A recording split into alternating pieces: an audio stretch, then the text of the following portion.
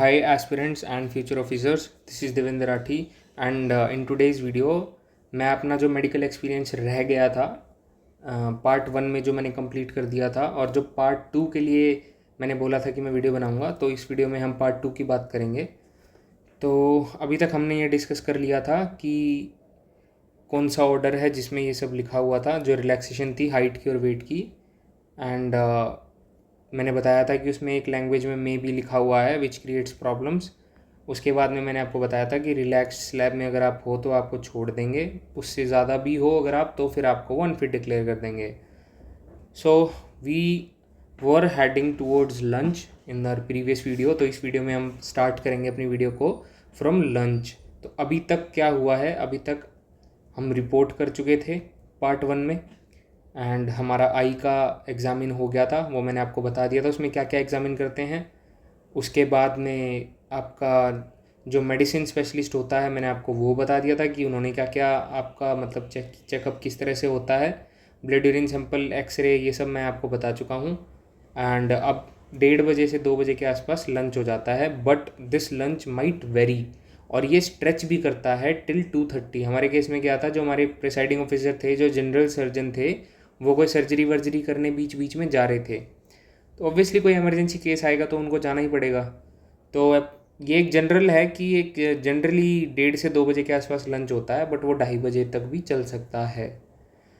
तो हमें बाहर जाने के लिए मना कर दिया था उन्होंने, हमें बाहर नहीं जाने दिया गया था। ये मैं अपने बोर्ड की बात कर रहा हूँ भाई, हो सकता है कहीं कोई बोर्ड हो ऐसा जिसमें बाहर जाने दिया हो, I don't know about that, मैंने नहीं सुना था ऐसा कुछ। तो मैं अपने बोर्ड की बात कर रहा हूँ, हमारे बोर्ड में हमें बाहर जाने से मना कर दिया था, क्योंकि बोर्ड मेंबर्स जो हैं, जो डॉक्टर्स हैं, उनका कुछ नहीं पता, वो 5 मिनट बाद लंच करके आ जाएं, फिर वो बच्चों को ढूंढते घूमेंगे। वो तो बड़े ऑफिसर है ना, वो तो थोड़ी वेट करेंगे। तो लंच में बाहर जाने नहीं दिया था, तो हमने खाना कैसे खाया वो मैं बता देता हूँ। वहाँ बटालियन में कोई कैंटीन रही होगी हॉस्पिटल में, तो उस हॉस्पिटल की कैंटीन का जो मतलब वेंडर था, वो खुद ही हमारे पास जो हमारा सिटिंग अरेंजमेंट था मैंने दिखाया, वहाँ आ गया था। वहाँ उसने बता दिया था कि मेरे पास खाने के लिए क्या क्या है। फॉर एग्ज़ाम्पल थाली है, ब्रेड पकौड़ा, समोसा, उसने बता दिया था थाली में क्या क्या है, जैसे कि चपाती, दाल, पनीर, ठीक है, गुलाब जामुन एट्सेट्रा जो भी था। प्राइस उसने बता दिया था और फिर वहीं खड़े होकर उसने पूछ लिया था कि किस किस के लिए क्या क्या लाना है बता दो। तो बच्चों ने अपना अपना बता दिया था और फिर वो नोट डाउन करके चला गया था। और उसके बाद फिर वो खाना लेके डायरेक्टली आ गए थे और उन्होंने डिस्ट्रीब्यूट वहीं बच्चों को बैठे बैठे कर दिया था भाई। बट मैं आपको एक चीज़ बताऊं, पहली चीज़ तो ये कि वो बंदा कम से कम 1.5 घंटे बाद आया था ऑर्डर लेने के बाद। आप सोचो ऑलरेडी 2 बज चुके हैं, उसके बाद में मेडिकल भी स्टार्ट हो गया था हमारा, जो जनरल सर्जन वाला होना था। तो वैसे ही इतना रश रहता है, वैसे ही हरी हो जाती है एकदम से ना, ऊपर से खाना फिर आपको जल्दी जल्दी खाना पड़ेगा। वो बंदा आया ही 3:30 बजे, 3:30 बजे मेडिकल चल रहा होता है, तो उस टाइम तक तो भूख भी ख़त्म हो चुकी थी। दूसरी चीज़ मैं बताता हूँ, जो भी खाना था उसमें लाल मिर्च उसने फुल डाल रखी थी, जैसे तो उसको मतलब फ्री की मिली हो। तो भाई same advice, again the same advice, अपने साथ अपना टिफ़िन ले जाना, अपने फ्रूट्स जूस जो आपको अच्छा लगता है, बिस्कुट नमकीन जो मर्ज़ी बैग में डाल के ले जाओ, बात ख़त्म। ड्राई फ्रूट्स डाल लो या और कुछ भी डाल लो, रियल जूस आते हैं टेट्रा पैक, वो ले जाओ भाई, पूरा दिन पीते रहो थोड़ा थोड़ा। बिस्कुट ले जाओ, फ्रूट ले जाओ। ये खाने के चक्कर में मत पड़ना, बाहर से कब आएगा कब नहीं आएगा, जाने देंगे नहीं देंगे, उधर खाली पेट भूखे बैठे रहोगे, कोई फ़ायदा नहीं। एक दिन तो वैसे ही भूखे बैठे हो आप जब आपका फिज़िकल हुआ है, क्योंकि आपको वेट कम दिखाना था, भागना दौड़ना भी था। अगले दिन भी क्यों अपने शरीर को मतलब ख़राब कर रहे हो। तो अपने साथ कुछ ले जाना, ठीक है। उसके बाद में स्टार्ट करते हैं जनरल सर्जन, ठीक। जनरल सर्जन जो थे उन्होंने फुल बॉडी चेक की थी। ये थोड़ा सा बड़ा होगा, बड़ा इन ए सेंस कि काफ़ी लेंदी हुआ था ये जनरल सर्जन का जो प्रोसीजर था। एंड काफ़ी जेन्युइन ऑफिसर थे, डॉक्टर राज कमल निमेश सर, ये कमांडेंट रैंक के ऑफिसर थे एंड बहुत जल्दी ये डीआईजी बनने वाले थे। ये रेफरल हॉस्पिटल आईटीबीपी में ही काम करते हैं and he is a specialist grade 1 general surgeon. ये कमांडेंट रैंक के थे, मैंने बता दिया। He was an extremely humble, extremely nice personality. यही सभी ऑफिसर्स में से सिर्फ एक ये थे जो हमारी परवाह कर रहे थे, जो हमें देख रहे थे कि यार अच्छा बच्चे बोर हो रहे हैं तो उनके साथ कोई किस्से शेयर कर लिए, कोई क्वेश्चंस पूछ लिए, बात कर ली, वो हमसे इंटरेक्ट कर रहे थे, तो हमें ऐसा लग रहा था कि हम मतलब किसी एक अच्छे इंसान से बात कर रहे हैं, वरना और किसी डॉक्टर को परवाही नहीं थी, वो अपने रूम्स में बैठे हुए थे। तो ये जो डॉक्टर थे इन्होंने बहुत लीनियंट भी थे, इन्होंने बॉर्डर लाइन केसेस वाले बच्चों को मतलब छोड़ भी दिया था इन्होंने। ज़्यादा प्रॉब्लम थी तो ऑब्वियसली नहीं छोड़ेंगे। तो आपको यहाँ पे सिर्फ अंडरवियर ही पहन के रखना है, ये ध्यान रखना, ठीक है, क्योंकि आपकी फुल बॉडी चेक होगी। क्या क्या चेक होगा अभी बता देता हूँ। आपका नोक नी चेक होगा, आपका फ्लैट फुट चेक होगा, आपके जेनिटल्स चेक होंगे, आपके इंजरी मार्क्स चेक होंगे, आपके सर्जरी मार्क्स चेक होंगे, आपके जॉइंट्स चेक होंगे, आपके ईयर नोज थ्रोट ये वो पता नहीं क्या क्या चेक होगा, ठीक है। यहाँ मैं आपसे डिस्क्लेमर मैं आपको पहले बता देता हूँ, आने वाली वीडियो में जो मैं अभी आपके साथ शेयर करूँगा, कवर करूँगा, देखो इन्फॉर्मेशन है बहुत सारी, बट टाइम बहुत ही लिमिटेड है। तो आपको मैं पूरी स्क्रीन पे दिखा दूँगा, वीडियो पॉज करके पढ़ लेना आपके केस में जो भी प्रॉब्लम है, ठीक है। क्योंकि अगर सपोज़ किसी बच्चे को आई में कोई प्रॉब्लम है तो वो आई के लिए इंटरेस्टेड है ना, किसी को वेन्स वेरिकोज वेन्स में प्रॉब्लम है तो ऑब्वियसली वो वेरिकोज वेन्स में इंटरेस्टेड है। अब मैं हर चीज़ एक्सप्लेन करूँ तो वीडियो लंबी हो जाएगी। आप जिस भी चीज़ में आपको प्रॉब्लम है आप वीडियो को पॉज करें और आप पढ़ें। मैंने इसमें कम्प्लीटली डिस्क्राइब किया है कि एग्जामिनेशन कैसे होता है और कौन कौन से पैरामीटर्स पे आप अनफिट हो सकते हो। मैं यहाँ पे साथ साथ सजेशंस भी देता रहूँगा, मैं बताता रहूँगा कि वो टेस्ट क्या करते हैं, कैसे करते हैं, ठीक है। तो पहली चीज़ ये आप देख सकते हैं, your genitals will be test, your penis will be test. वो क्या टेस्ट करते हैं आप इसको पॉज करें वीडियो को एंड आप पढ़ें, ठीक है।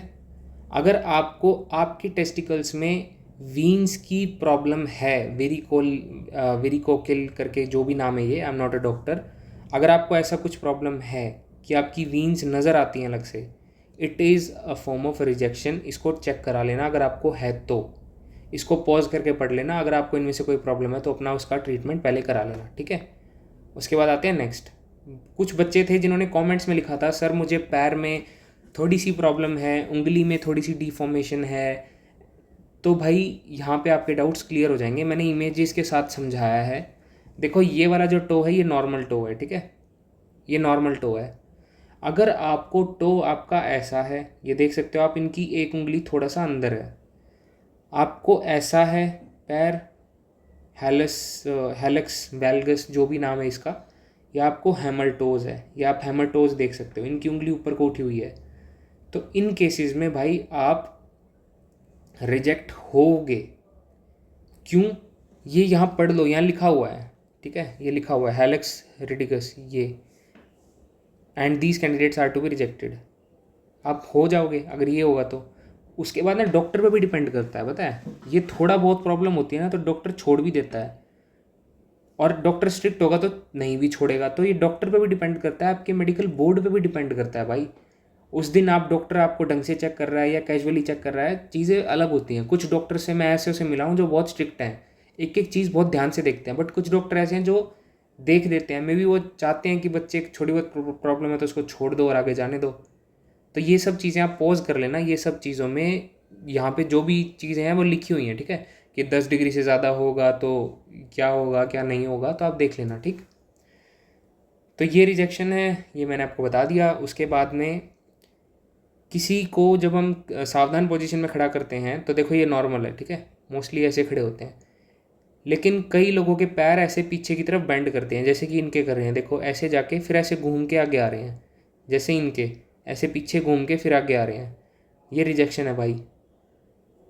जिस किसी के भी घूम के ऐसे पीछे आ रहे हैं रिजेक्शन है, ठीक है, तो इसका ध्यान रखना।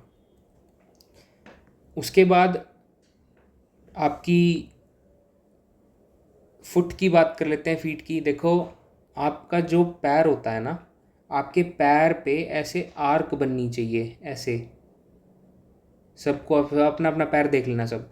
आपकी नहीं बन रही है, आपकी बिल्कुल फ्लैट है, this problem is known as flat foot. Flat foot permanent rejection है, उसमें आपको कोई मतलब री मेडिकल में भी आपको कोई रिलैक्सेशन नहीं दे मिलेगी। फ्लैट फुट है तो है, वो आप छुपा नहीं सकते। अगेन डॉक्टर के डिस्क्रिप्शन पे डिपेंड करता है, डॉक्टर कितना स्ट्रिक्ट है, आपको किस लेवल की फ्लैट फुटनेस है, ऑल दीज थिंग्स डिपेंड्स कि आपको रिजेक्शन मिलेगी या नहीं मिलेगी। दिस थिंग, देखो ये एक्सेप्टेड में लिखा हुआ है, if the joints on tarsus are flexible and the arch reappears on standing on tiptoe, तो ये एक्सेप्टेड है। ठीक है, ज़्यादा टेक्निकल डिटेल है, मुझे शायद इतना डिटेल में नहीं पता होगा। आपके केस में फ्लैट फुट है तो डॉक्टर को टेस्ट करा लो एक बार, वो बता देंगे आपको। उसके बाद ये पढ़ लेना और देख लेना कि आपके केस में क्या है। मैं आपको सिर्फ इन्फॉर्मेशन दे रहा हूँ, आप पढ़ के ख़त्म करो। उसके बाद में ये चीज़ देखो, आप देखो इनकी जो ये जो इसको हम एडी बोलते हैं, ये ऐसे जा रही है एंगल पे, देख रहे हो आप, ये लाइन लगा रखी है, ये एंगल पे जा रही है।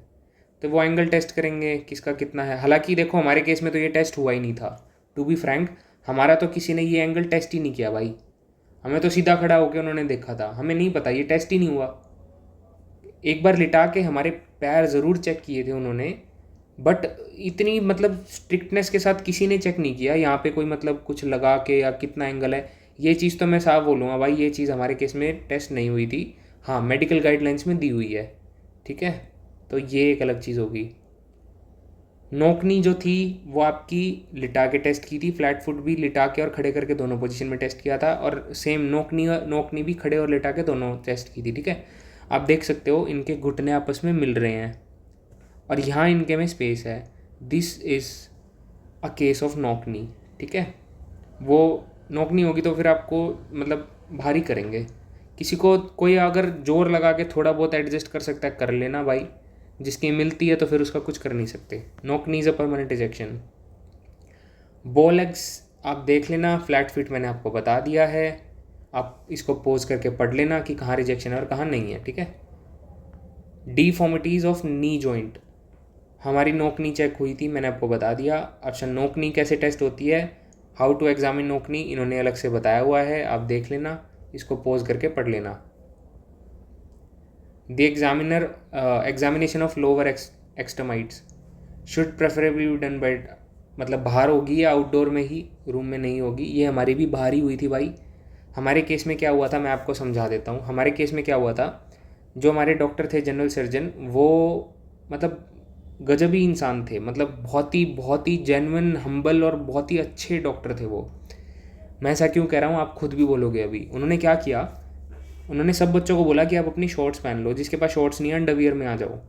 ऊपर वाली बॉडी बेयर बॉडी थी, हम सिर्फ अंडरवियर और शॉर्ट्स में गैलरी में खड़े थे। ठीक है, उन्होंने बोला कि आप एक सेमी सर्कल बना लो, आर्क बना लो। आर्क में जो फोकल पॉइंट था वहाँ पे वो खड़े हो गए, और फिर उन्होंने ना हर बच्चे को नोटिस करना स्टार्ट किया। कैसे, सब अपने अपने हाथ आगे कर लो, उंगलियां चेक की उन्होंने, उंगलियां ढंग से चेक कर रहे थे, हाथ लगा के दोनों साइड, हथेली की साइड भी और पीछे वाली साइड भी। फिर आपको जॉइंट्स मूव करने के लिए क्लॉकवाइज और एंटी क्लॉकवाइज घुमाने के लिए बोल रहे थे। फिर एल्बो जॉइंट्स चेक कर रहे थे, फिर कंधे के जॉइंट चेक कर रहे थे, फिर चेस्ट, पीजन चेस्ट में आपको आगे दिखाऊंगा, वो चेक कर रहे थे। फिर उन्होंने घुटने चेक किए। ठीक है, जॉइंट्स बेसिकली उन्होंने हमारे चेक किए थे। इनफैक्ट हमारे बाल जो थे, बालों को भी जिसको डाउट लग रहा था ना, उनके बाल भी स्कैल्प में से, बाल में मांग, मतलब ऐसा साइड साइड कर करके बालों को देख रहे थे कि इसको हेड में इंजरी तो नहीं है, प्रॉपरली चेक कर रहे थे। फिर क्या हुआ ना, बीच में उनका कोई फ़ोन आ गया, तो फ़ोन आ गया तो वो शायद कहीं चले गए थे, उनको कोई सर्जरी वगैरह करनी होगी, तो उनका जो असिस्टेंट था उसको बोल के चले गए कि तू चेक कर ले और जिसमें भी प्रॉब्लम लगे लास्ट में निकाल लियो। तो उनको 2-4 बच्चों में प्रॉब्लम लगी थी, उन्होंने लास्ट में निकाल लिए थे। सर ने चेक किया, सर को लगा कि नहीं छोड़ सकते हैं, इनको कोई ज़्यादा प्रॉब्लम नहीं है, तो सर ने छोड़ दिया था। सर उस माइंडसेट और एटीट्यूड के डॉक्टर थे जो लीनियंट थे, जो ये चाह रहे थे कि यार अगर कोई बंदा को ज़्यादा प्रॉब्लम नहीं है तो उसको छोड़ दो। हाँ, अगर प्रॉब्लमेटिक है तो फिर उन्होंने नहीं छोड़ा था। ठीक है, तो नोकनी आप देख सकते हो कि किस तरह से चेक हुई है, वो आप देख सकते हो कि कहाँ कहाँ पे आपको रिजेक्शन है। उसके बाद में आते हैं एब्डोमिनल वॉल। एब्डोमिनल वॉल में आपको चेक किया जाएगा, आपको एक बेड टाइप होता है एक, वो उस पर लिटाएंगे, लिटा के आपका जो एब्डोमिनल एरिया है वहाँ पे डॉक्टर अपने हाथ से ज़ोर ज़ोर से प्रेस करेगा, देखेगा वहाँ पे प्रेस कर करके। ठीक है, अगर आपको ऑब्वियसली हर्निया होगा ना तो आप चिल्लाओगे क्योंकि आपको दर्द होगा। अगर आपको हर्निया नहीं होगा तो आपके लिए वो बियरेबल चीज़ होगी और आप नहीं चिल्लाओगे। तो हर्निया टेस्ट हमारा हुआ था। ठीक है, हैंड्स एंड फिंगर्स मैंने बता दिए, इसको पोज करके पढ़ लेना। उसके बाद हम आते हैं फिंगर जॉइंट्स मैंने आपको बता दिया, ठीक। ये देख लो, यहाँ पे मैंने आपको इंस्ट्रक्शन ऐड कर दिया है, इसमें सब लिखा हुआ है। At some stages of medical examination male candidates are required to be examine in nude, अलग से लिखा हुआ है उन्होंने। ये मेडिकल गाइडलाइंस में प्रेजेंट है, ठीक है। Loin cloth is to be permitted except for when genitalia and perineum is being examined. तो मतलब जब आपके जेनिटल चेक होंगे तब आपको वो भी हटाना पड़ेगा, वरना आप मतलब एग्जामिनेशन जब होगी तब आप अंदर जा सकते हो अपना कोई भी अंडरवियर पहन के, ठीक है। ये भी एक तरह का डिफॉर्मेशन है, ये कैरिंग एंगल इस बंदे का ख़राब है, तो कैरिंग एंगल में रिजेक्शन होते हैं, ठीक है। कैरिंग एंगल नापने का क्या प्रोसीजर होता है, ये स्केल होता है, इससे वो नापते हैं। बट यहाँ मैं बता दूँ भाई, मैंने अपनी लाइफ में ऐसा कोई स्केल ही नहीं देखा, ठीक है। मेडिकल गाइडलाइंस में दिया हुआ है, नो डाउट, बट हमारे केस में कैरिंग एंगल किसी स्केल को लगा के टेस्ट नहीं किए थे। डॉक्टर्स एक्सपीरियंस्ड होते हैं। हाँ, कैरिंग एंगल टेस्ट हुए थे, उन्होंने हमें अपनी एल्बोज ऐसे स्ट्रेट करने के लिए बोला था, और आंखों से देख के वो समझ गए थे कि किसको कैरिंग एंगल में प्रॉब्लम है और किसको नहीं है। तो यहाँ पे तो रिजेक्शन मेरे केस में तो मैंने नहीं देखी, किसी को भी कैरिंग एंगल में बाहर नहीं निकाला। छोटा मोटा होगा तो बच जाओगे आप, ठीक है।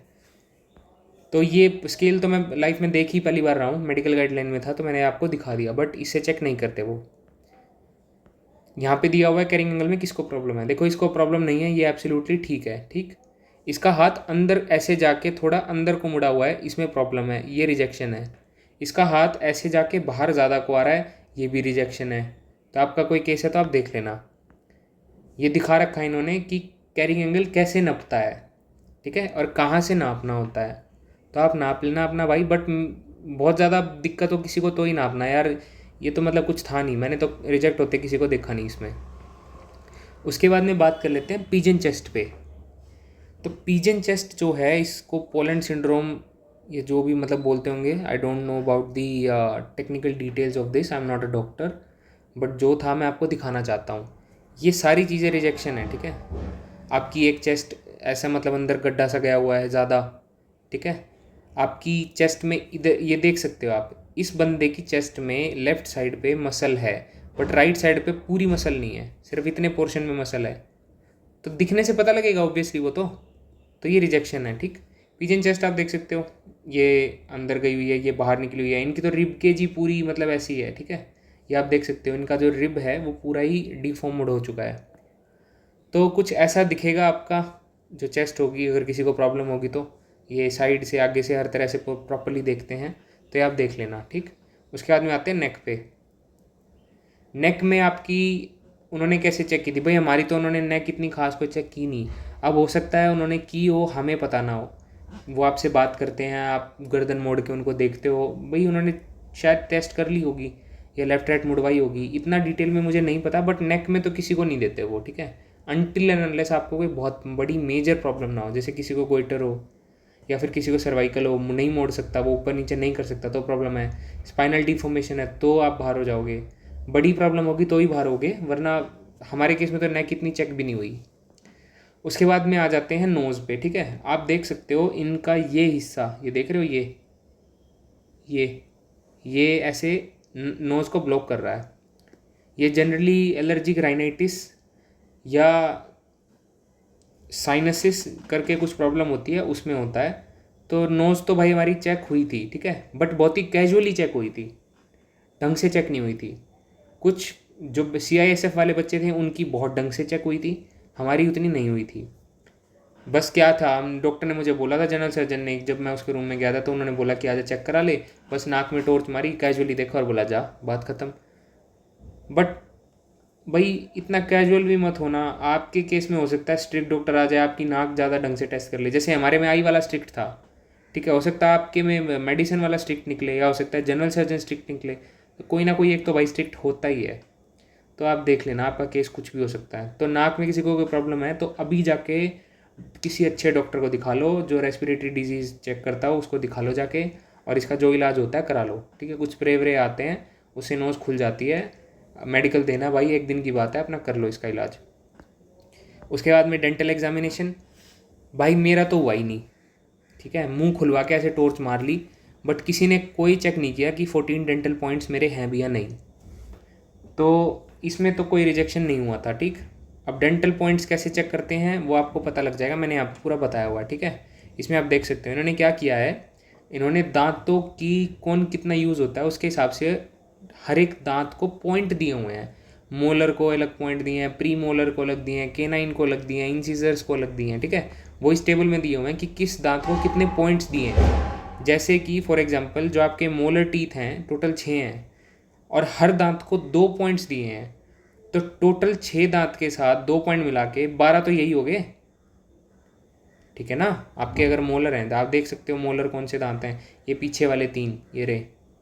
तो आपने मतलब 2 इसके हो गए, 2 इसके हो गए और 2 इसके हो गए, तो आपके कितने हो गए, 6 पॉइंट्स तो यही हो गए, तो 6 डेंटल पॉइंट्स यही हो गए। टोटल डेंटल पॉइंट्स कितने होते हैं 22, यहाँ पे दिया हुआ इन्होंने। आपको फिट होने के लिए कितने चाहिए 14। तो जिनके कीड़े लगे हैं या और कुछ दिक्कत है भाई किसी को कोई फ़र्क नहीं पड़ता, 14 तो मतलब मिल ही जाते हैं, ठीक है। दांत तो वो इतने ढंग से चेक भी नहीं कर रहे थे। उसके बाद में हियरिंग टेस्ट, अच्छा हियरिंग टेस्ट का इन्होंने पूरा यहाँ पे लिखा हुआ है कि हियरिंग टेस्ट कैसे होगा, है ना। कि कैंडिडेट होगा वो उसको बोल दिया जाएगा कि 6 मीटर दूर जाके खड़े हो जाओ, फिर हम विस्पर करेंगे, उसको सुनना चाहिए with each year separately. But हमारे केस में तो ऐसा कुछ नहीं हुआ। मे बी डॉक्टर क्या करते हैं, डॉक्टर आपसे बात करते हैं, ठीक है। वो आपसे बात करके ना आपकी स्टैमरिंग चेक करते हैं, प्लस वो कई बार कम आवाज़ में ही बात करते हैं तो वो आपका हियरिंग ही टेस्ट कर रहे होते हैं। बट एक्सक्लूसिवली हियरिंग टेस्ट हमारे केस में किसी भी बच्चे का नहीं हुआ था। किसी को ऐसे नहीं बोला था कि वहाँ जाके खड़ा हो जा हम विस्पर करेंगे, बता फिर मैं क्या बोल रहा हूँ, नहीं हुआ ऐसा भाई।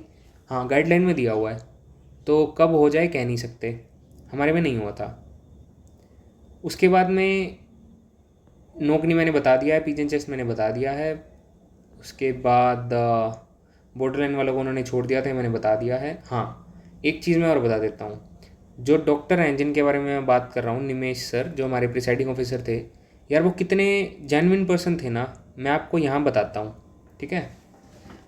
हमारे में जो आई वाली डॉक्टर थी मैम, उन्होंने बहुत किसी को ऐसा भी थोड़ा भी दिक्कत दिख रही थी ना तो उसको रिजेक्शन दे दिया था, ठीक है। अनफिट डिक्लेयर किया था, उसको रीमेडिकल दिया था। और रीमेडिकल में ना 3 से 4 दिन लग जाते हैं और कुछ नहीं होता वहाँ, पेशेंट चेक होता है सिर्फ, वहाँ बैठे रहते हो आप सारा दिन, कुछ नहीं करते वो। कभी भी आके आपको चेक करेंगे तो आप अपनी सीट से उठ के जाने में डरते हो कि आप जाओगे तभी एकदम से डॉक्टर आपको बुला लेगा। तो हालांकि जो मैम थे वो कुछ बच्चों को छोड़ सकते थे अपने डिस्क्रिशन पे, जैसे मुझे छोड़ सकते थे। मेरे को जो प्रॉब्लम थी उसमें क्या होता है, उसमें लिपिड प्रोफाइल टेस्ट करना होता है। लिपिड प्रोफाइल टेस्ट अगर आप करोगे और आपका जो कोलेस्ट्रॉल जो भी है LDL HDL आपका रेंज में आएगा तो इसका मतलब आपको आर्का जुवेनाइलिस में प्रॉब्लम नहीं है। मेरा रीमेडिकल में वही हुआ था। तो वो तो मैम के पास हॉस्पिटल का पूरा इंफ्रास्ट्रक्चर था, मैम तभी मेरा लिपिड करा के देख सकते थे, बट उन्होंने नहीं देखा, उन्होंने रीमेडिकल ही दिया। हालांकि मैंने मैम को बोला, मैं सारा दिन खाली पेट था, मैम बोली कि खाली पेट होता है, मैंने बोला कि मैम मैं खाली पेट हूँ आप करा लो, बट मैम ने बोला नहीं आपका कल ही होगा वहीं जाके देखना। तो ज़्यादा तो मैंने क्या ही बहस करनी थी, बट उन्होंने नहीं छोड़ा था हमारे को, ठीक है। बट जो निमेश सर थे उनको एक बच्चे का एब्डोमेन में कुछ प्रॉब्लम लगी थी, ठीक है। उसको कुछ इंजरी मार्क था या फिर कोई सर्जरी मार्क था, आई डोंट नो कि उनको क्या था। बट सर ने स्पेशली फ़ोन करा के उसी सेम डे अब उनके साथ एक जवान भेज दिया एस्कॉर्ट के लिए, उनका जो असिस्टेंट था सर का वो भेज दिया अल्ट्रासाउंड वाले रूम में। वहीं से सर ने अल्ट्रासाउंड वालों को फ़ोन कर दिया कि मैं बंदा भेज रहा हूँ, डॉक्यूमेंट बना के इसका अल्ट्रासाउंड करो और मुझे 1 घंटे में रिपोर्ट चाहिए। वो बच्चा गया, वो बच्चा अल्ट्रासाउंड करा के वापस आया, 1 घंटे के अंदर उसकी रिपोर्ट आई, रिपोर्ट नॉर्मल आई, तो सर ने उसको फिट डिक्लेयर करके घर भेज दिया। सर अगर चाहते तो उसको अनफिट डिक्लेयर करके रीमेडिकल में भेज सकते थे, बट सर ने ऐसा नहीं किया। तो सर क्या एटीट्यूड, और देख रहे हो कि सर किस माइंडसेट से थे कि बच्चों को परेशान मत करो, जो ठीक है उसको भेज दो, सर इस माइंडसेट के थे। तो भाई it is a personal request, अगर आप कल को AC बनते हो तो अपना माइंडसेट भी ऐसा ही रखना, जो आपको लगे कि हेल्प आप कर सकते हो तो करना अपनी तरफ से जितनी कर सकते हो, ठीक है। खड़ूस बनने में कुछ नहीं रखा। उसके बाद में हम बात कर लेते हैं सरदार जी, मैंने आपको बता दिया सरदार जी वॉज नॉट डिक्लेयर्ड अनफिट, उनको अल्ट्रासाउंड करा के कंफर्म होके ही वॉज डिक्लेयर्ड फिट और घर भेज दिया था शाम को। वरना अगर यार उनको अनफिट डिक्लेयर करके रीमेडिकल कराते, फिट तो उन्होंने बाद में भी होना था ऑब्वियसली, बट 3-4 दिन वेस्ट होते उनके, प्लस होटल का एक्सपेंस भरते, वो खाने पीने का एक्सपेंस, भाई बहुत खर्चा हो जाता है वहाँ पे। अगर कोई मीडियोकर फैमिली से या फिर बिलो मिडिल क्लास है तो नहीं अफोर्ड कर सकता। एक दिन का रूम का रेंट 1500-2000 मांगते हैं वो बाहर होटल लेने में। तो मैंने बताया, उनके जो असिस्टेंट थे उन्होंने हमारे जॉइंट्स वगैरह चेक किए, ठीक है। डाउन टू अर्थ पर्सनैलिटी थे, आई हैव ऑलरेडी टोल्ड। तो अच्छे ऑफिसर मिले, उनको उतनी ज़्यादा रिस्पेक्ट देनी बनती है, ठीक है। तो जब मैं अंदर रूम में गया था तब क्या हुआ था, मैं यहाँ से स्टार्ट करके आपको फिर समझा देता हूँ, ठीक है। मेरा डिटेल चेकअप हुआ था, लेकिन सिर्फ 3 मिनट के अंदर, सिर्फ 3 मिनट के अंदर मेरी ear, throat, nose, knock knee, genitals, flat foot, joints, ये सारी चीज़ें चेक करके मुझे रूम से बाहर भी भेज दिया था, सिर्फ और सिर्फ 3 मिनट में, ठीक है। अब आप देख सकते हो। तो अगर किसी बंदे को कोई प्रॉब्लम लग रही है ना, छोटी मोटी, ये बॉर्डरलाइन केस है, तो भाई डीमोटिवेट मत होना। आपकी किस्मत अच्छी हुई, हो सकता है आपको भी अच्छा सर्जन मिल जाए, और हो सकता है कि आपको भी बॉर्डरलाइन पे छोड़ दे, तो मेडिकल देने चले ज़रूर जाना, पहले से पहले ज़्यादा डीमोटिवेट मत होना। तो अब उन्होंने टेस्ट किस किस तरह से किया था मैं आपको बता दूंगा। ही इवन क्रैक द जोक, मेरे साथ उन्होंने जोक भी क्रैक किया था, जो मैं अभी आपके साथ शेयर नहीं कर सकता हूँ, ठीक है, क्योंकि थोड़ा नॉनवेज था, तो मैं वीडियो की गरिमा बनाए रखना चाहता हूँ, इसलिए मैं आपके साथ अभी शेयर नहीं कर रहा हूँ, ठीक है। ईयर कैसे चेक किए थे, बड़ी कैजुअली टॉर्च मार के। सबसे पहले क्या था, मुझे बेड पे लेटने के लिए बोल दिया था विदाउट अंडरवियर। शायद उन्होंने फ्लैट फुट देखा होगा, या फिर उन्होंने नोकनी चेक की होगी, कर ली थी। उसके बाद में मुझे बोला कि आप साइड में लेट जाओ, उल्टा होके भी लिटाया था विद अंडरवियर। फिर शायद उन्होंने फिर कुछ डिफॉर्मेशन चेक की होंगी, फिर उन्होंने बोला कि उठ के आ जाओ, फिर मैं उठ के चला गया। फिर उन्होंने बोला अंडरवियर डाउन करो। अंडरवियर डाउन कराने के बाद उन्होंने जेनिटल्स चेक कर लिए। जेनिटल्स चेक करने के बाद उन्होंने बोला अंडरवियर ऊपर कर लो। फिर उन्होंने मेरे को पास बुलाया, पास बुला के उन्होंने स्कैल्प में हाथ लगा के देख लिया कोई चोट तो नहीं लगी। फिर उन्होंने नाक में टॉर्च मार के कैजुअली देख लिया, साइनसिस नहीं था, या कोई पॉलिप्स तो नहीं है, नहीं था। फिर उन्होंने ईयर में टॉर्च मारी और मतलब देख लिया, टॉर्च मार के और जाओ। भाई ईयर के लिए तो एक स्पेसिफिक मशीन आती है, बट उन्होंने मशीन डाली नहीं हमारे केस में, बस टॉर्च मार के देख लिया, ये सब चीज़ें चेक करके, और बस बोला कि ठीक है जाओ, दैट्स इट। डेंटल पॉइंट्स भी कैसे चेक किए थे, बोला मुंह खोल के दिखा, टॉर्च मारी, देख लिया कि हाँ सारे दांत ठीक दिख रहे हैं, बस जाओ, बात ख़त्म। उसके बाद मैं आपको बता देता हूँ, 5 बजे के आसपास, शाम के 5 बजे के आसपास हम में से हर बंदा चेक हो चुका था, ठीक है। चेक होने के बाद हमें बैठने के लिए बोल दिया गया था। फिर क्या होता है भाई, ऑफिसर्स हैं, सीनियर ऑफिसर्स हैं, वो अपना चाय वगैरह लेते हैं, बैठते हैं, डिस्कस करते हैं किस बच्चे को रीमेडिकल देना है, किसको नहीं देना है, किसके साथ क्या प्रॉब्लम है क्या नहीं है। जो अनफिट थे उनको मैं अब आने वाले टाइम में बताऊंगा कि क्या प्रोसीजर था, ठीक है। थोड़ा डिले हो गया था हमारे केस में, एक्सरे रिपोर्ट थोड़ी लेट आई थी। फ़ोन किया था निमेश सर ने पर्सनली खुद 2-3 बार रेडियोलॉजी डिपार्टमेंट में कि रिपोर्ट क्यों नहीं आ रही है, जल्दी भेजो। तो और सर खुद कुछ सर्जरी के लिए चले गए थे, तो हमारा जनरल सर्जन वाला जो चेकअप था वो थोड़ा बीच में रुक गया था। बट भाई सर ने जितनी स्पीड दिखाई थी ना, इतनी स्पीड तो किसी ने नहीं दिखाई। मतलब पूरा बैच उन्होंने, मतलब गिनती की शायद 30-35 मिनट में पूरा बैच ख़त्म कर दिया था उन्होंने सारा चेकअप करके। उसके बाद रिजल्ट्स के लिए हमें वेट करने के लिए बोला, बिठाने के लिए बोला। टाइम तब तक 5:30 से 6 बज चुके थे, ठीक है। Out of 26 candidates, this is very important, out of 26 candidate जिन्होंने फिजिकल क्लियर किया था, उसमें से 13 बच्चों को रीमेडिकल मिला। इसमें बीपी वाले बच्चे भी थे, इसमें वेट वाले बच्चे भी थे, इसमें आई वाले बच्चे भी थे, या और भी कुछ थे, नोकनी कुछ होगा पता नहीं। उसके बाद मेजॉरिटी जो बच्चे थे ना वो आई में बाहर हुए हैं। 9 आउट ऑफ 13, ये जो 13 बच्चे हैं ना, इसमें से भी 9 बच्चे सिर्फ आई में बाहर हुए हैं भाई। तो आई वाली मैम तो मतलब बहुत नेक्स्ट लेवल पे स्ट्रिक्ट थी, ठीक है। और मैं खुद आई में बाहर हुआ था। मुझे तो भाई यकीन भी नहीं आ रहा था कि यार मुझे आई में कैसे बाहर निकाल सकते हो आप। मुझे तो मतलब इतनी मेरी आई शार्प है, मैं रात को भी देख लेता हूँ चीज़ें, मेरी दूर की विजन जो है, पास की बिल्कुल क्रिस्टल क्लियर है, क्रिस्प है बिल्कुल। बहुत मतलब कलर ब्लाइंडनेस में भी कोई प्रॉब्लम नहीं थी। छोटी से छोटी चीज़ ऑलमोस्ट सिमिलर कलर की हल्का सा डिफ्रेंशिएशन हो तो भी मैं आइडेंटिफाई कर सकता हूँ, ठीक है। मतलब मुझे फ्रूट्स में कीड़े भी चलते हुए नज़र आ जाते हैं अगर उसमें होते हैं। तो मेरी तो यार आई साइट अच्छी थी, मैंने कभी सपने में भी नहीं सोचा था कि मुझे आई में रीमेडिकल दे देंगे, ठीक है। अब बीमारी क्या बोली, आर्कस जुवेनाइलिस, मुझे नहीं पता क्या होता है, ठीक है। बाद में मैंने इसके बारे में पढ़ा तो मुझे समझ में आया कि क्या होता है। आर्कस जुवेनाइलिस था, तो इसको एक्सप्लेन करने का तो कोई सेंस बनता नहीं है, क्योंकि बहुत रेयर चीज़ है, तो आपको हो नहीं हो कोई कह नहीं सकते, ठीक है। मैंने तो सुना भी पहली बार था।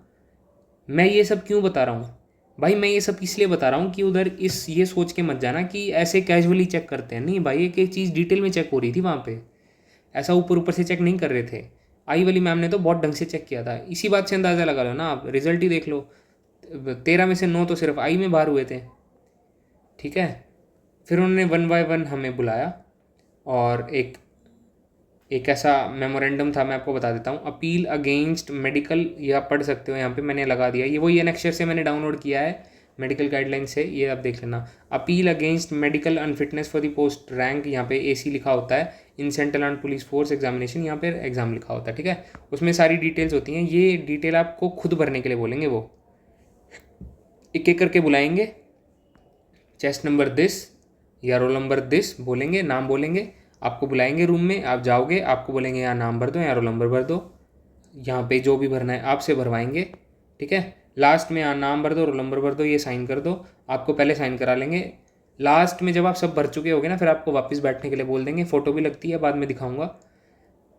पैसे आपसे नहीं लिए जाते हैं, ठीक है। इसमें लिखा हुआ ना कि डिमांड ड्राफ्ट 100 रुपये का लगेगा या 26 रुपये लगेंगे, हमसे 1 भी रुपया नहीं लिया गया था, बस हमसे नाम भरवाया था, साइन करवाए थे। उसके बाद ये पर्ची डॉक्टर के रूम में जाती है, डॉक्टर इस पर स्टैम्प वगैरह लगा के लिख देते हैं कि आपको क्या प्रॉब्लम है, ठीक।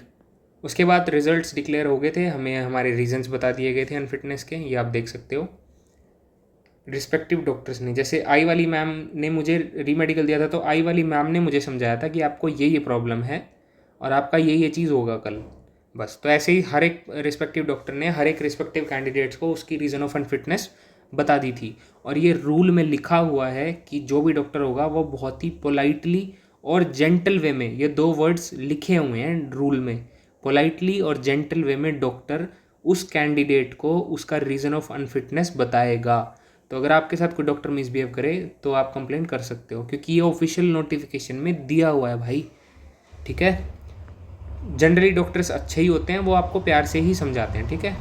प्रोसीजर फॉर RME आपको समझा दिया गया था, सर्टिफिकेट हमें दे दिया गया था। सर्टिफिकेट क्या था, ये था, इस पर साफ लिखा हुआ है, आप पढ़ सकते हो यहाँ पे, मेमोरेंडम अनफिट। मैंने ऑब्वियसली लगाया हुआ है, मैंने ऊपर आपको अपना दिखाया था ना, मेरा जो मेमोरेंडम अनफिट लिखा हुआ है, ये सब आप खुद भरोगे, ये खुद भरोगे। बस ये चीज़ें वो खुद भरते हैं जहाँ पे आपका रीज़न ऑफ अनफिटनेस लिखा होता है, यहाँ पे ये वो खुद भरते हैं। बाकी सब कुछ आप उनको भर के साइन स्टैम्प वगैरह सब, साइन आप लगा के दोगे, स्टैम्प तो ऑब्वियसली वो मारेंगे, ठीक है। I have already shared my certificate, आप वीडियो में ढूंढ के अपना देख लेना उसको। उसके बाद क्या था, हाँ, आपको ये सर्टिफिकेट दे दिया जाएगा, दैट्स इट। अच्छा, मैंने आपको बोला था कि अपने साथ पेन ले जाना, अब आपको समझ में आएगा कि पेन की ज़रूरत कहाँ पड़ती है भाई। एंड टाइम पे किस किस से मांगोगे आप पेन, वहाँ पे अपने साथ एक लेके जाना। मेरा खुद का पेन मैं लेके गया था यार, मैं 2-3 पेन लेके गया था, मेरा किसी बच्चे ने ले लिया पेन और वो दिखा ही नहीं, उसके बाद वो पेन ही लेके गायब हो गया। तो मुझे खुद कई बार, एक बार मेरे को खुद अरेंज करना पड़ गया था, तो अपना पेन भाई खुद लेके जाना साथ में, ठीक है। उसके बाद में ये वो बुकलेट है, मैं आपको दिखा रहा हूँ यहाँ पे, ये मैंने नेक्स्चर से ही निकाली है, ये वो बुकलेट है जो आपको भरने के लिए दी जाएगी। बुकलेट का सिर्फ अभी एक पेज दिखा रहा हूँ मैं आपको, ये कई सारे पेज होते हैं, इसके अंदर बहुत चीज़ें भरनी पड़ती हैं, ठीक है। क्या होता है इसमें कि आपको ये सब कभी हुआ है क्या, या अभी है क्या। तो इसमें क्या है कि आपको अस्थमा, वीजिंग या फिर इनहेलर आप यूज़ करते हो, तो यहाँ पे यस कर दिया ना अगर आपने, तो आप गए समझो। आप मतलब डॉक्टर को खुद बता रहे हो कि आपको अस्थमा है, फिर मेडिकल चेकअप की ज़रूरत क्या है भाई। तो यही चीज़ मैंने आपको बताई थी कि यहाँ यस मत करना, यहाँ पे सारे नो नो करना। अगर कोई चीज़ है तो यस तब भी मत करना, पहले जाके डिस्कस कर लेना, जो वहाँ लोग हों वो आपको सजेस्ट कर देंगे कि आपको क्या करना है। हमें भी सेम सजेशन दी गई थी, मैं भी आपको सेम ही सजेशन दे रहा हूँ, ठीक है। अपनी तरफ से जाके वहाँ पे यस यस मत करना, नो नो ही करना है। डॉक्टर का काम है, वो बीमारी अपने आप ढूंढ देंगे, खुद से मत बताओ। ये देख लेना आप, इसको पॉज करके पढ़ लेना, ठीक है। बुकलेट सैम्पल मैंने बता दिया है। रीमेडिकल आपका जो होगा वो नेक्स्ट वर्किंग डे पे होगा, ठीक। अब उसके बाद में some important points, mobile phones allowed नहीं थे। हमें ये बोल दिया गया था कि UPSC की फ़्लाइंग आती है, हमें नहीं पता होता है, सिविल ड्रेस में आते हैं, वो घूम रहे होते हैं फ़ोन कैमरा लेके। यदि किसी बच्चे को उसने फ़्लाइंग ने देख लिया कि वो फ़ोन यूज़ कर रहा है, तो ये केस ऑफ करप्शन बनता है कि वो अपने किसी जानकार को मेडिकल मतलब जानकारी दे रहा है कि ये डॉक्टर है, इससे कुछ सेटिंग करा दो। ये उन्होंने बोला था, जो मैं आपको वही बता रहा हूँ। तो उन्होंने बोला था कि अगर कोई बच्चा पकड़ा गया तो वो डी बार हो सकता है एग्जामिनेशन से। हमें डर बिठा दिया था उन्होंने, तो फ़ोन यूज़ करने दिया नहीं। अब भाई इस बात में सच्चाई कितनी है कितनी नहीं है मुझे तो पता नहीं। जो उन्होंने बोला था मैं आपको बता रहा हूँ बस। फ़ोन उन्होंने यूज़ नहीं किया करने दिया था। हम सब बच्चे बिना फ़ोन के बैठे थे। अच्छी बात है ना यार, दोस्त बनाओ। अच्छे ब्राइट माइंड्स वहाँ पे आए हैं, बात करो उनसे, पूछो उनकी स्ट्रैटेजी क्या है, कैसे एग्ज़ाम क्लियर किया है, बात करो उनसे, अपने अच्छे दोस्त बनाओ, जेन्युइन फ्रेंड्स बनाओ। ठीक है, क्या ज़रूरत है, मोबाइल तो वैसे चलाना ही ना आपने बाद में। उसके बाद में रूमर्स मत सुनना, किसी की कोई बकवास सुनने की ज़रूरत नहीं है। ऐसा होता है, ये होता है, वो होता है। भाई अपना बीपी नहीं बढ़ाना है। एक चीज़ ख़राब की वजह से दूसरी चीज़ ख़राब नहीं करनी है। ठीक है, अभी आपके पास टाइम है। मैंने ये वीडियो बनाने का मेरा पर्पज़ ही ये था भाई। आपके मेडिकल होने हैं दिसंबर में, अभी चल रहा है अगस्त, you have September, you have October, you have November. ठीक, आपके पास 3 महीने तो प्रॉपर पड़े हैं। अभी जाके अपना चेकअप करा लो। अगर किसी को कोई प्रॉब्लम है, 2-3 महीने हैं, अपने आप को ठीक कर लो, उस बीमारी को ट्रीट कर लो, ताकि मेडिकल में प्रॉब्लम ना आए। मेरा वीडियो अभी बनाने का पर्पस यही है। दूसरी चीज़, आप वहाँ पे बुकलेट में कोई भी चीज़ अपने हिसाब से नहीं भरोगे, पूछ के ही भरोगे। ठीक है। थर्ड थिंग इज़ कि डॉक्टर से, पता है क्या होता है, आप जनरली ऐसा सोचते हो कि आपने चेकअप नहीं कराया तो इसका मतलब आपको कोई बीमारी है ही नहीं। ऐसा नहीं होता भाई। हो सकता है आपके अंदर कुछ प्रॉब्लम हो, माइनर हो, आपको नहीं पता हो सकता है आपका जो ब्लड शुगर है वो ज़्यादा हो, बट आपको नहीं फील हो रहा। इसका मतलब ये थोड़ी कि आप ठीक हो। तो इसीलिए मोस्टली टेस्ट इस सरकारी हॉस्पिटल में करा लो यार, फ्री में होंगे सारे। डॉक्टर जाके बोल दो मेरा एग्ज़ाम है, मैं टेस्ट कराना चाहता हूँ, वो लिख के दे देगा, फ्री में जाओ उधर टेस्ट कराओ, ब्लड रिपोर्ट आ जाएगी, कहीं भी जाके करा लो। अगर आपके पास पैसे नहीं है, पैसे हैं तो फिर कहीं भी करा लो। तो मैं यही एडवाइस करूँगा कि पहले करा लो अपना चेकअप, आपको पता लग जाएगा आपको किन किन चीज़ों में प्रॉब्लम है, उसको ट्रीट कर लो। ठीक है। Third is carry food, biscuit, juice अपने साथ ले जाओ, मैं बता चुका हूँ ये। उसके बाद अपनी रिटर्न जर्नी की टिकट बुक मत करना on the day of MST. Reason is simple, आपको नहीं पता कि एमएसटी कब कंप्लीट होगा। ठीक है, आप सोचो कि यार मैं तो 8 बजे की टिकट बुक करा लेता हूँ। ठीक है, एक तो एमएसटी होता आरएच हॉस्पिटल में जो कि ग्रेटर नोएडा में है। ठीक, ग्रेटर नोएडा से नई दिल्ली तक जाने में कम से कम 1.5 घंटा लगता है, कम से कम बता रहा हूँ मैं आपको। ठीक है, मेट्रो में 1 घंटा लग जाता है, 1 घंटे से ज़्यादा। तो आप फिर वहाँ पहुँचोगे, फिर आप मतलब ट्रेन, रेलवे स्टेशन, मेट्रो, नई दिल्ली मेट्रो स्टेशन से नई दिल्ली रेलवे स्टेशन के प्लेटफॉर्म तक जाने में ही 15 मिनट लग जाती हैं। जब आप भाग के जाओगे तब भी भीड़ होती है, लगेज होता है, नहीं कर सकते आप। तो आप सोचो आपकी 8 बजे की ट्रेन है, लेकिन आपको छोड़ा ही 7 बजे है वहाँ पे, कैसे कैसे पकड़ोगे इस ट्रेन को, वेस्ट हो गए ना आपके पैसे। इसलिए मत करना, नेक्स्ट डे तत्काल में कर लेना या कहीं जुगाड़ करके चले जाना, बट अपनी रिटर्न टिकट मत करना। ये तो था वो केस जब आपका क्लियर होगा। अगर मेडिकली क्लियर नहीं हुआ, आपको रीमेडिकल मिल गया, फिर क्या करोगे? फिर भी तो आप अपनी टिकट के पैसे वेस्ट ही करोगे। और नहीं पता होता भाई, सच में नहीं पता होता। मैंने कभी सपने में भी नहीं सोचा था मुझे आई में रीमेडिकल दे देंगे, मतलब नहीं पता होता। तो पहले से पहले रिटर्न जर्नी मत बुक करना। ठीक है, मेक फ्रेंड्स, अपने साथ दोस्त बनाओ, उनके साथ अपनी स्ट्रैटेजी डिस्कस करो, उनकी सुनो, इनपुट्स लो, आगे बढ़ो। Respect the jawans and the officers. ठीक है, जो बंदा रिस्पेक्ट डिजर्व करता है उसको देनी चाहिए। ठीक, they might not follow every rule because the rules it self leaves many things upon the discretion of the commandant and the doctors. Rules वो फॉलो इसलिए नहीं करेंगे क्योंकि उनकी डिस्क्रिप्शन पे भी कई चीज़ें छोड़ रखी हैं। रूल्स की लैंग्वेज खुद कहती है कि may be, may not be rejected या मे बी रिजेक्टेड। मे का मतलब क्या होता है आपको पता ही है ऑब्वियसली। तो ये सब चीज़ों का भी ध्यान रखना। उसके बाद मैं एग्जाम्पल क्या आपको तौर पे बता देता हूँ। ठीक है, ये क्या है, ये ऑफिशियल नोटिफिकेशन में गाइडलाइंस दे रखी हैं। ठीक, उसमें लिखा हुआ है मेडिकल एग्जामिनेशन जो होगा वो गुड डे लाइट में होगा एंड सनसेट के बाद कभी नहीं होगा। मैंने एक ऐसा मेडिकल एग्जाम भी दिया था जो सनसेट के बाद भी हुआ था, हमें चेक किया गया था। ठीक है, उसमें साफ लिखा हुआ है कि at least half an hour before sunset से पहले ख़त्म हो जाना चाहिए। मैंने दिया हुआ है भाई एक एग्ज़ाम, कोई एसएसबी में कम्युनिकेशन की असिस्टेंट कमांडेंट की वैकेंसी निकली थी, मैंने भरा था, मैं देने गया था, शाम को भी हुआ था। ये देखो, एक रूल ये है, note more than 20 candidates should be examined by the medical officer medical board in a day. हमारे केस में तो 26 एग्जामिन हुए ना, तो रूल वो अपने हिसाब से करते हैं। इसका तो कोई वो भी नहीं है यार, क्योंकि डॉक्टर आपको अगर रूल के ब्रीच में आप बोलोगे कि आपने रूल ब्रीच किया, डॉक्टर बाद में एक्सप्लेनेशन दे देगा, ज़्यादा बच्चे थे मैं क्या करता। और यूपीएससी का प्रोसेस है तो यूपीएससी ही जीतती है हमेशा केसेस में, ये ध्यान रखना। तो हर एक चीज़ पे ऐसा भी मत हो जाना कि यार ये तो ऐसा था वैसा था, डॉक्टर के डिस्क्रिप्शन पे कई चीज़ें हैं। उसके बाद दूसरी चीज़, मेंटल फिजिकल फिटनेस के साथ पेशेंस ले जाना। दोबारा बता रहा हूँ, पेशेंस साथ में ले जाना, ठीक है। उसके बाद अपना कोई नोवेल वोवल ले जाओ यार, अगर पढ़ना है तो। उधर बोर तो आपने होना ही है वैसे भी। अपनी ईयर वैक्स निकलवा लेना, वो चेक करेंगे आपकी ईयर। और लिखा हुआ है तो, and should have proper bath before reporting for the medical. भाई नहा धो के चले जाना अपना, और क्या है, ठीक है। उसके बाद में urine test for pregnancy, this is for female candidates. मैं बता रहा हूँ यहाँ पे, जो फीमेल कैंडिडेट्स होंगी उनका यूरिन टेस्ट होगा फॉर प्रेगनेंसी। ये पढ़ लेना आप प्लीज़। एंड वो फिर क्लोज हैं ही, अगर आप मे बी वहाँ पे जाके पता लगता है कि आप प्रेग्नेंट हैं तो आपका कैंडिडेचर तो कैंसिल नहीं होगा, बट आपकी प्रेगनेंसी के बाद प्रोसेस स्टार्ट होगा, ठीक है। तो आप देख लेना। स्पेशल टेस्ट जो है वो आप पढ़ लेना। पोस्ट ऑपरेटिव स्कार मैंने बताया आपको, कोई भी निशान होंगे, इंजरी सर्जरी मार्क्स होंगे तो वो देखा जाएगा, उसकी रिलेवेंट इन्वेस्टिगेशन की जाएगी वहाँ पे, ठीक है। जो स्पेशलिस्ट को रेफ़र किया गया वो स्पेशलिस्ट चेक करेगा। उसके बाद में माइनर एक्सेप्टेबल डिफेक्ट्स क्या हैं, वीडियो पॉज करके पढ़ लेना। ये एक्सेप्टेबल डिफेक्ट हैं, देखो माइल्ड नोकनी छोड़ देंगे, माइल्ड बोलेक छोड़ देंगे, माइल्ड हेमाटो छोड़ देंगे, माइल्ड फ्लैट फीट छोड़ देंगे। मैंने वीडियो में बताया ना कि आपको किस लेवल का है वो डिपेंड करता है, ऊपर से डॉक्टर कितना स्ट्रिक्ट है उस पर डिपेंड करता है। हो सकता है मेडिकल में अनफिट कर दे, री मेडिकल में क्लियर हो जाओ आप। तो आप अपने रूल्स, आपके जो राइट्स हैं उसको जानो, समझो, इसको पढ़ो।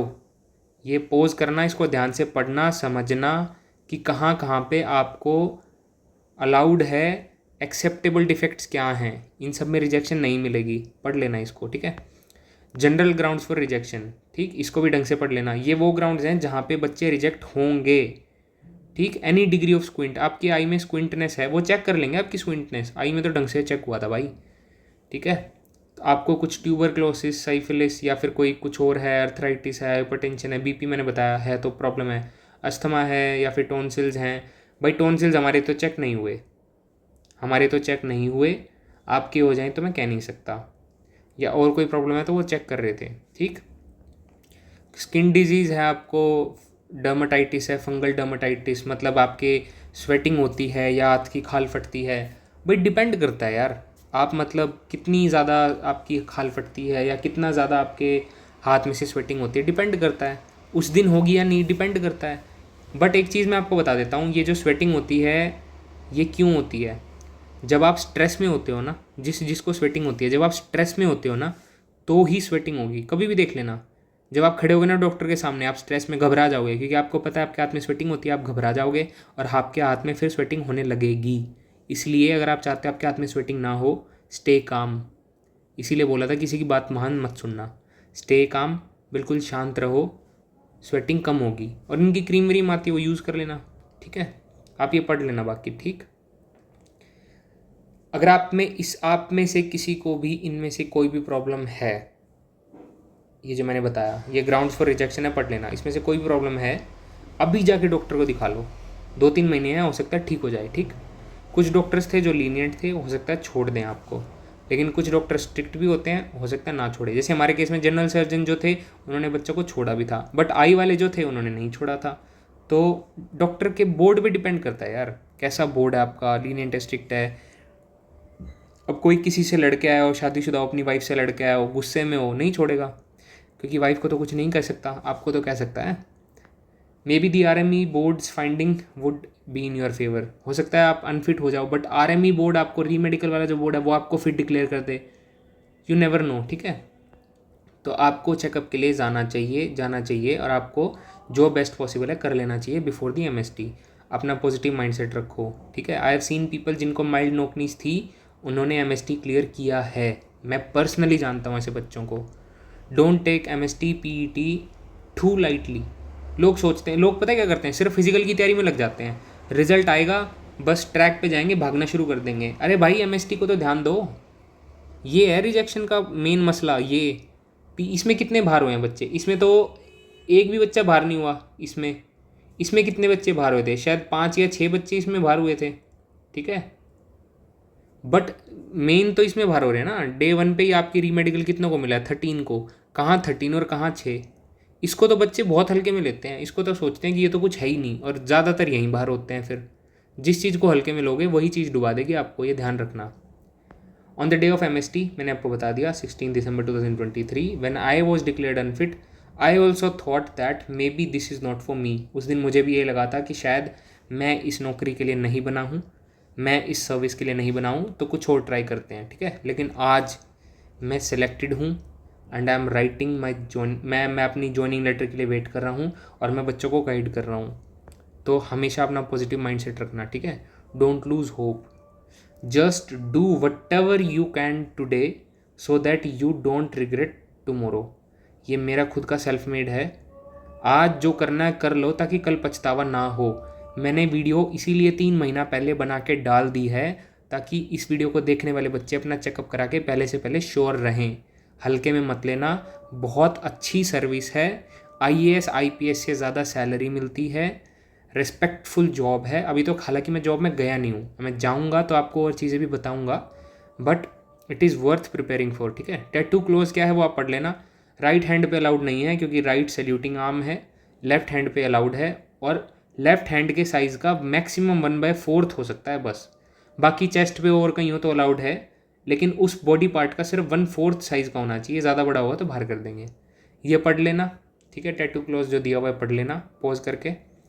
ये है वो गाइडलाइन जिसकी मैं बात कर रहा था, medical guideline. Medical examination will be conducted, ये जो गाइडलाइन देख रहे हैं आप, MHA UO dated 20/5/2015 for recruitment of GO, ये वो। और ये जो ऑर्डर है ना MHA UO नोटिस, ये 3012 ADG मेडिकल, ये ऑर्डर मेरे पास पड़ा है, ठीक। ये ऑर्डर मेरे पास पड़ा है PDF फॉर्मेट में, तो इसी में से मैंने नोट्स बनाए हैं सारे। Now the summary, the body weights मैंने आपको बता दिया है, वेट का मैं पूरा क्लियर कर चुका हूँ, ठीक है। लेकिन कुछ बच्चों का चार्ट के बीच में होता है, तो फिर कैसे कैलकुलेट करना है यहाँ दिया हुआ है। हाइट के केस में कुछ बच्चे ऐसे हैं जिनकी टेबल से भी ज़्यादा हाइट है, ठीक। मान लो टेबल पे 168 मैक्सिमम है, उनकी 170 है सपोज, तो उनका वेट कैसे कैलकुलेट होगा भाई? हर सेंटीमीटर पे 0.71 kg वेट ऐड कर लो और अपने स्लैब में ऐड कर लो, बात ख़त्म। तो आपको टेबल से बाहर है तो इस तरीके से वो कैलकुलेट करेंगे। तो जनरल स्टैंडर्ड्स क्या हैं पढ़ लेना पोज करके, इसको एक्सप्लेन करने की ज़रूरत शायद नहीं है, ठीक है। उसके बाद में हमारे बैच में ईयर्स ढंग से चेक नहीं हुए थे, मैंने आपको बता दिया है। मशीन से चेक नहीं हुए थे, सिर्फ टॉर्च से चेक हुए थे, ठीक। कैरिंग एंगल क्या है पढ़ लेना। 15 डिग्री से ज़्यादा होना, मतलब 15 और 20 डिग्री, मतलब ये 15 डिग्री तक मेल का, 20 डिग्री तक फीमेल का कैरिंग एंगल चलेगा। भाई उधर कोई नहीं देखता कि कितना डिग्री है, किसी का 16 भी होगा तो वो दिखेगा क्या? नहीं दिखेगा। किसी फीमेल का 21 भी होगा तो वो दिखेगा क्या? नहीं दिखेगा। किसी को बहुत ही ज़्यादा है, मतलब किसी को मतलब 18-19 है तो दिख जाएगा अलग से। ये तो मतलब किसी ने स्केल से चेक किया ही नहीं भाई, ऐसे कैजुअली देख लिया और बस हो गया, ठीक। ये आप पढ़ लेना। दांत देख लेना अपना, जो भी है क्रॉनिक स्किन डिजीज़ मैंने एक्सप्लेन कर दिया है। मेडिकल स्टैंडर्ड्स में जो चाहिए वो मैं आपको यहाँ दिखा रहा हूँ। वेट हाइट में एक्सप्लेन कर चुका हूँ। अच्छा लेसिक वाला क्या है वो मैं बता रहा हूँ। आई स्टैंडर्ड्स ये हैं, +-4 अलाउड है चश्मा, लेकिन प्रिस्क्रिप्शन ले जाना, ठीक। CP3 तक अलाउड है, यहाँ लिखा हुआ है ना, CP3 तक अलाउड है, CP4 रिजेक्शन है। +-4 मैंने बता दिया आपको, ठीक। 425 माइक्रोन्स की कॉर्नियल थिकनेस होनी बहुत ज़रूरी है, ठीक। और प्री लेसिक एरर 6 डायप्टर तक चल जाएगा। मतलब कि क्या है, सपोज़ आज के टाइम पे आपको मान लो 6 नंबर के चश्मे आते हैं +-6, ठीक, या 5 नंबर के आते हैं +-6, तो आप ये मत सोचना कि आप CAPF के लिए एलिजिबल नहीं हो, आप हो, साफ लिखा हुआ है। आप इसका लेसिक करा लो, आप इसको लेसिक करा के इसको रेक्टिफाई करा लो, ठीक है। फिर लेसिक कराने के बाद, रेक्टिफाई कराने के बाद आप ठीक हो जाओगे। आप अगला अटैम्प्ट दे दो, आपको आ जाएगा। प्री लेसिक में 6 डायप्टर होगा तो एक्सेप्टेबल है, और लेसिक कराने के बाद तो ऑब्वियसली आप ठीक हो चुके हो और आपने 6 महीने का बफर पीरियड भी कंप्लीट कर लिया है। तो जिनको 5-6 नंबर के भी चश्मे चढ़े हुए हैं ना भाई, वो भी एलिजिबल हैं, बट आप लेसिक करा लो अपना अच्छी जगह से। पॉइंट सिर्फ इतना ही है, ठीक। 6 महीने का इंटरवल होना चाहिए लेसिक में और उसमें आपकी मेडिकल में, ठीक है। ये आप पढ़ लेना, ये मैं आपको बता चुका हूँ। फीमेल कैंडिडेट्स के लिए ये है, ये आप पढ़ लेना प्लीज़ वीडियो को पॉज करके, क्योंकि बहुत लंबी हो गई है वीडियो, मुझे इन्फॉर्मेशन भी सारी देनी है, बट मैं ऑब्वियसली मैंने 2 पार्ट्स में डिवाइड किया, स्टिल वो इतनी बड़ी हो गई है। तो ये जो डाउट्स हैं अब मैं वो ले लेता हूँ। ये कैंडिडेट के डाउट थे, उन्होंने बोला था कि मेरी लेफ़्ट वाली 4.25 है और राइट में 4.50 है, लेसिक कराने के बाद क्या होता है, कुछ आइडिया है तो सर शेयर कर दीजिए। मैंने अभी बताया ना भाई, आपकी 4 से ज़्यादा है, ठीक, 4 से ज़्यादा है तो ऑब्वियसली आप रिजेक्ट होगे अभी तो, क्योंकि +-4 इज़ अलाउड, उससे कम अलाउड है। आपकी 4 से ज़्यादा है तो ऑब्वियसली आप अभी के लिए तो आप रिजेक्ट हो जाओगे। बट आप इसका लेसिक करा लो, फिर आप नेक्स्ट टाइम जब जाओगे तो आप सेलेक्ट हो जाओगे। लेसिक कराने के बाद क्या होता है, जो मुझे पता है, लेसिक कराने के बाद जनरली कॉर्नियल थिकनेस थोड़ी कम हो जाती है, मिनिमम 425 होनी चाहिए। तो कॉर्नियल थिकनेस के लिए कुछ ड्रॉप्स आती हैं, कुछ खाने के लिए बादाम या तेल वाली चीज़ें आती हैं, वो खाओ, कॉर्नियल थिकनेस आपकी बढ़ जाएगी। लेसिक करा लो अभी, ताकि फिर मेडिकल जब नेक्स्ट ईयर का होगा तब तक आपकी बिल्कुल ठीक हो चुकी होगी, ठीक है। तो आई होप कि मैंने आपका डाउट क्लियर कर दिया है। आप वीडियो पॉज करके पढ़ लो अगर कोई इन्फॉर्मेशन रह गई है तो। Next is, will they provide accommodation to reside? नहीं देते भाई, कोई अकोमोडेशन नहीं देते।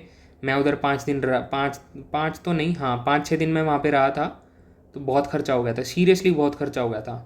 इनफैक्ट मेरा एक दोस्त है, वो हरियाणा में रहता है, सोनीपत में, तो मैं नोएडा से सोनीपत मैं मतलब बस में बैठ बैठ के जाने लगा था, मेरा इतना खर्चा हो गया था, मेरा तो मतलब बजट ही ख़राब हो गया था वहाँ पे जाके। तो वो रेजिडेंस कुछ नहीं देंगे आपको रिसाइडिंग के लिए। उसके बाद आते हैं इन पे, sir which date will be consider to decide your age during PhD? ठीक, PhD का जो चार्ट होता है उस, ये मैंने रिप्लाई दे दिया है, आप इसको पढ़ लेना वीडियो को पॉज करके, ठीक है।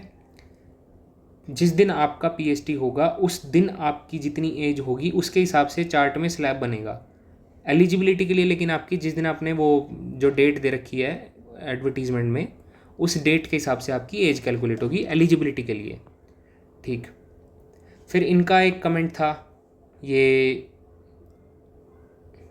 गायनेकोमैस्टिया करके जो भी नाम है इसका, आई am not a doctor, I don't know about the correct pronunciation of this particular disease, but ये जो भी है, देखो यार एक्सक्लूसिवली ये देखो, पहले मैंने ना ये वर्ड सर्च किया है उस PDF में, जो PDF मैं बता रहा हूँ वो मिनिस्ट्री ऑफ होम अफेयर्स का जो PDF है, ठीक है, जहाँ से मेडिकल होता है, जो गाइडलाइंस हैं डॉक्टर की, उस पूरे PDF में ये वर्ड ही एग्जिस्ट नहीं करता।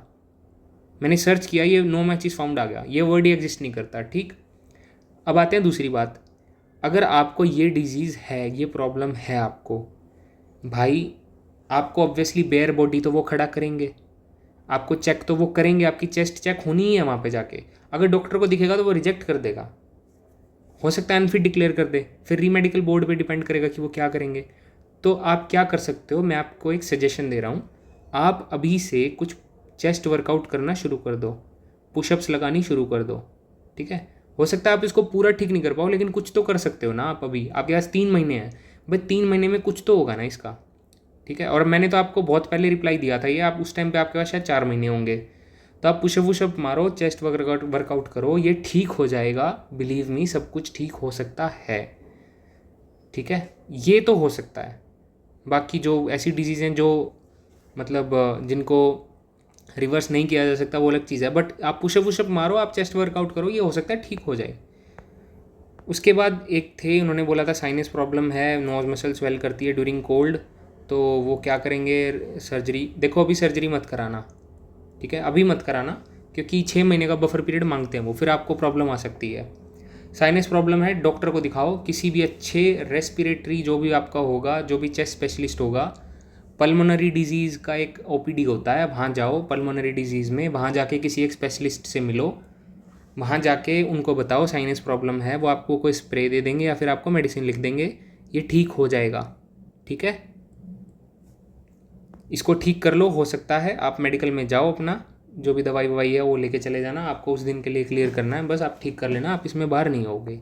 बाकी जो है आप मतलब शूज़ का इन्होंने पूछा था, तो मैं बता रहा हूँ कि लॉन्ग जंप से पहले वो शूज़ चेक नहीं करते हैं, तो आप कोई भी शूज़ यूज़ कर सकते हो, ठीक है। बाकी अगर कुछ रह गया है तो आप पोज करके इसको पढ़ लेना यार, वीडियो काफ़ी लंबी हो चुकी है, I am trying to wind this up. How do they check fingers in medical, I have slightly deformed fingers. भाई देखो, ये डिपेंड करता है आपका मतलब बोर्ड कैसा है, आपका जनरल सर्जन कैसा है, कितनी स्ट्रिक्टनेस के साथ चेक कर रहा है, कितनी लीनियंसी के साथ चेक कर रहा है। ये डिपेंड करता है कि वो डिफॉर्मेशन कितनी है, ज़्यादा है, कम है, क्या है। ज़्यादा होगी तो पकड़े जाओगे, नहीं होगी तो वो कैजुअली देख के छोड़ भी देंगे।